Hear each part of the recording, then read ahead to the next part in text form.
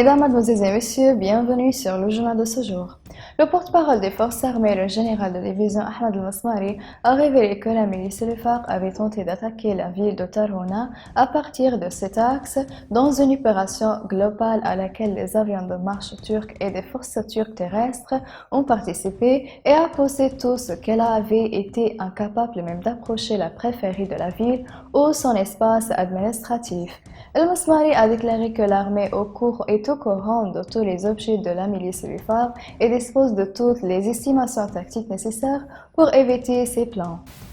Le directeur du département d'orientation morale de l'armée nationale, le brigadier Khaled Mahjoub, a déclaré que l'armée soutient toute trêve humanitaire et respecte les conditions humanitaires que traverse le pays tout en luttant contre l'épidémie de corona. El Mahjoub a ajouté dans des communiqués de presse que la crise réside dans les forces du gouvernement de réconciliation qui ne respectent pas les traités internationaux ou la trêve déclarée et a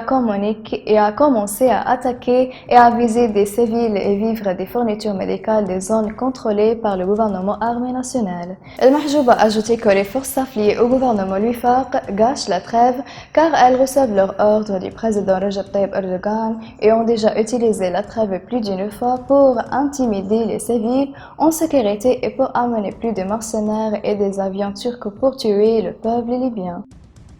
Dans un communiqué, le département d'orientation morale a mis en garde les membres de l'armée contre la préférée de leur emplacement et concentration qui pourrait leur nuire ainsi que leurs collègues et a également appelé tous les membres de l'armée à s'abstenir de partager ce qui décrit et divers sites de médias sociaux. Elle a souligné l'importance des blogueurs, des militants et des partisans des forces armées sur tous les sites de médias sociaux pour mettre un terme à ces appels et les signaler dès qu'ils se produisent et ne pas publier à nouveau.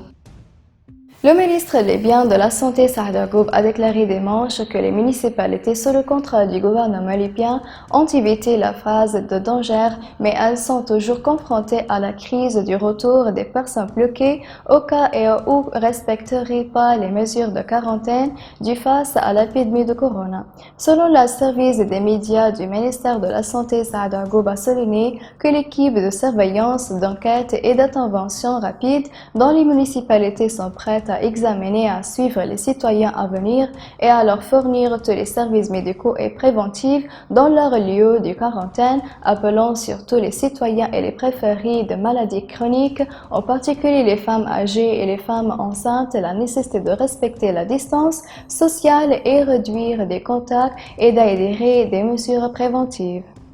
Mesdames et messieurs, la fin des résumés. Merci pour votre attention et au revoir.